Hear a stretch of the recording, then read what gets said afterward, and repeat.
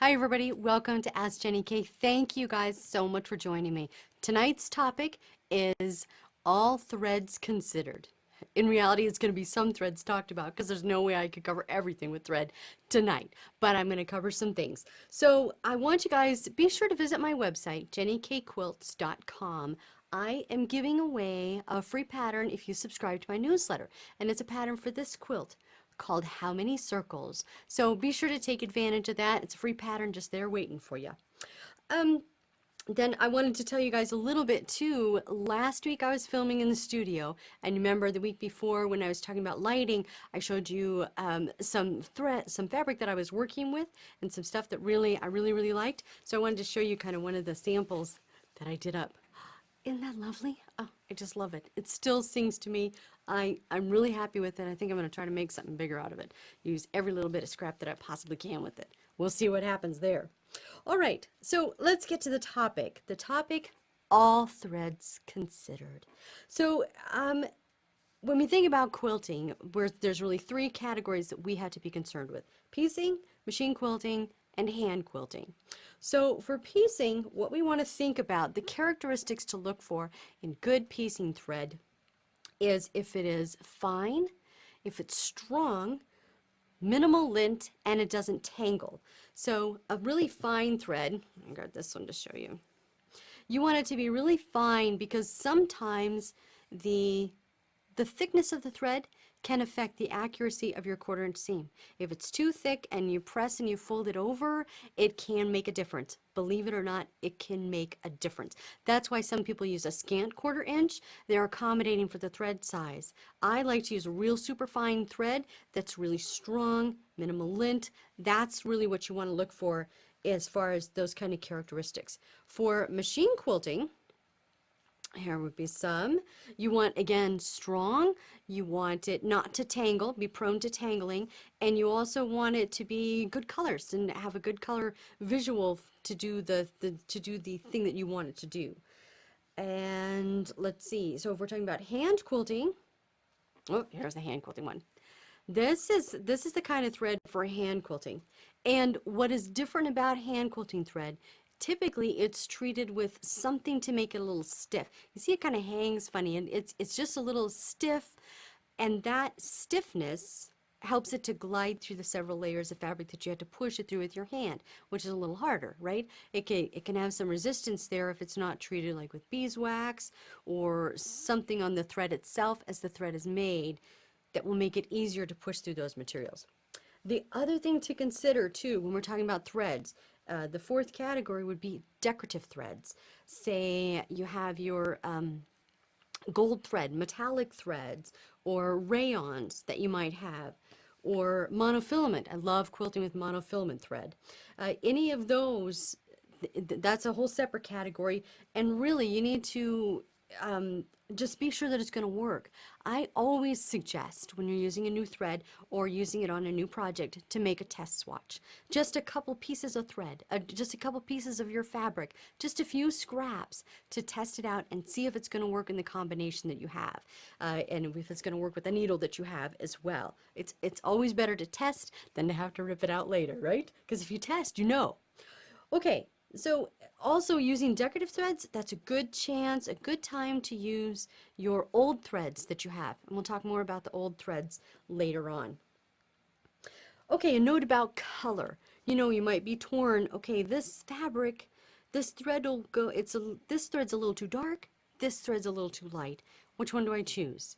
So if it's piecing, if it's part of the construction, I would say go with the darker one. The darker color will recede and not be as visible. If it's quilting, I say you probably want to tend to the lighter one, because what I found happens, and I've had it happen with my own stuff, is that I've chosen a quilting thread that highlights the darkest colors in the quilt, and then it sort of looks like you've just written on it with a marker on the lightest because it's so dark. So that's my suggestion, go a little bit lighter on that. But again, test it out, try it out, lay it on top of the fabric and see if that's the one that you're going to want to go on there. All right, a note about sizes and weights. I know this is confusing, it's a bit mystifying. There are 4 different standards, you can call them standards, 4 different things that are used to calculate the size of the thread.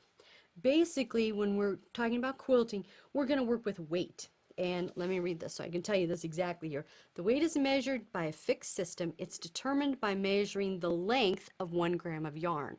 So they pull out the yarn, they pull out the thread, right? And they say, okay, how long does this thread need to be for it to weigh a gram? And then that's how they figure out what the weight is. This says 30. So I think that's the weight. I think that's the weight of it. So yeah, when you're considering that, typically with piecing, I'll use a 30, a 40, sometimes even a 50 weight thread. Again, it's you kind of determine what's going to be best for you. So there are different weights that are calculated, but that's going to be the one that applies most to quilting, is the length. How much of the length of the thread equals a gram. So the higher the weight, the finer the thread is. So if you have one that says like it's a 90, it's going to be a pretty thick thread. If you have one that says, yeah, the higher the weight, oh, I'm sorry, it'll be the other way around. The higher the weight, the finer the thread is going to have a higher weight number. So you have a big number, that means you're going to have a thicker thread. You have a small number, that means you're going to have a nice thin thread. Okay. Now to talk about what goes in the contents of the thread.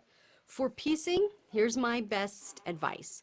For piecing, you want to match the content of the thread with the content of the fabric. If you're doing 100% quilt, 100% cotton, quilting cottons, then you want to use 100% cotton thread. I think they go better. I think you're going to get better results. I think pressing and everything like that, everything will work out better.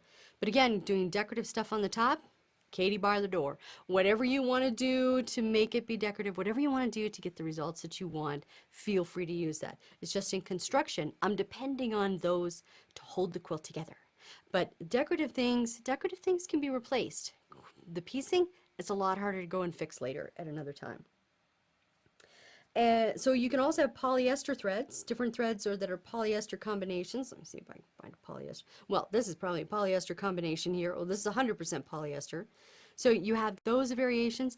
If you're piecing with polyester or a poly cotton or doing some kind of, really dramatic art quilt using lots of different fabrics, then by all means, try to adjust the threads to coordinate with the fabrics so that you're putting like materials together. And then I love monofilament. I love quilting with monofilament. I love using that, but I would never piece with monofilament. Huh, no way. That I wouldn't do that, but I will quilt with it. All right, just a point about needles. We're going to talk about needles in the next time, the next Jenny K, but you just need to match the needles with the size of the thread. That's an important thing to consider. So if you're having trouble with your thread, it may be because the needle is either too big or too small to accommodate that particular size of thread that you're using. So just something to think about.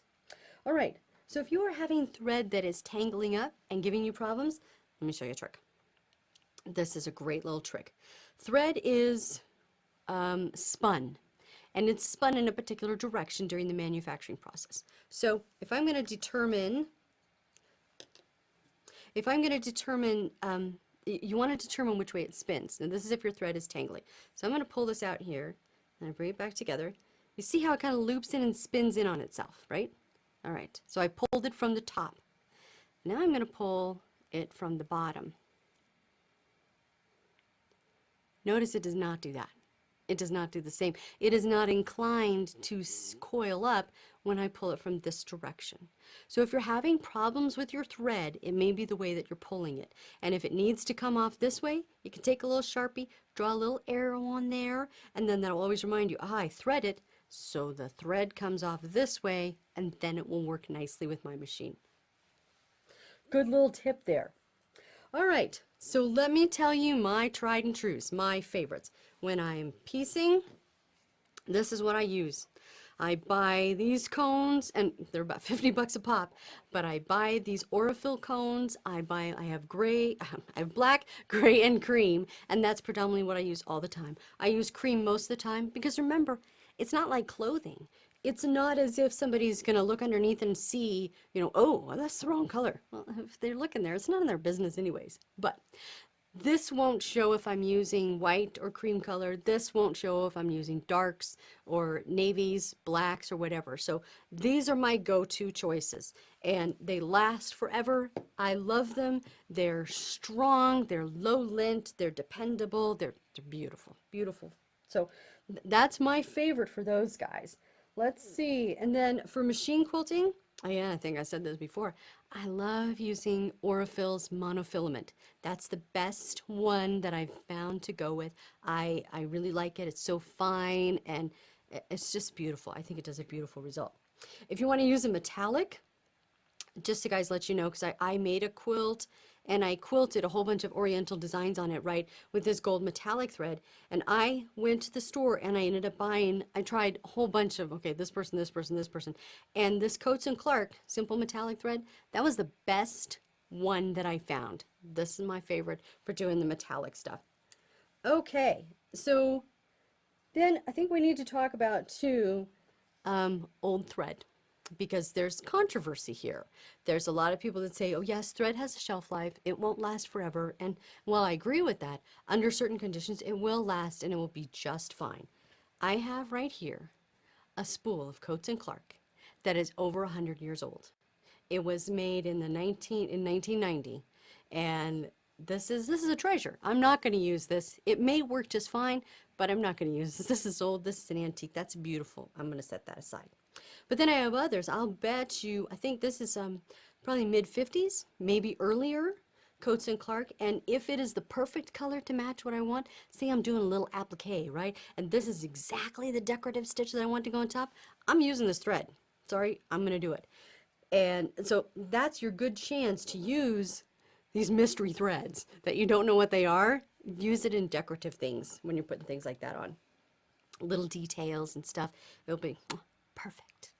Now, they do suggest to do a stress test to see if the thread is still good. So I'm going to show you this stress test, and here's why I don't believe it.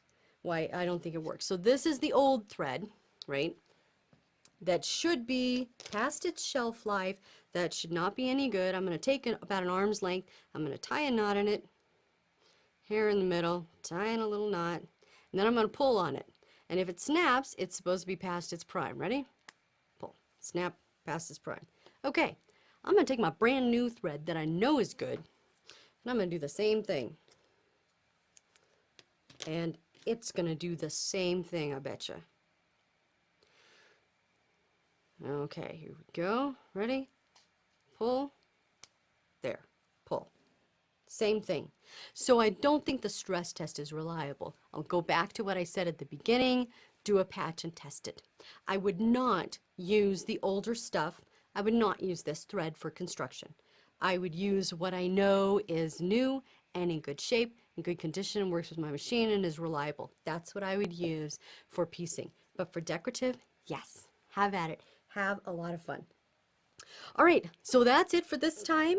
Next time we're going to talk about machine needles and details you need to know, pick the right needles for the right job, and to work that out. Thank you guys for joining me. I'm appreciating all the views, likes. Please subscribe, share, comment. I'd love to hear from you. Thanks so much for joining me, and I'll see you next time.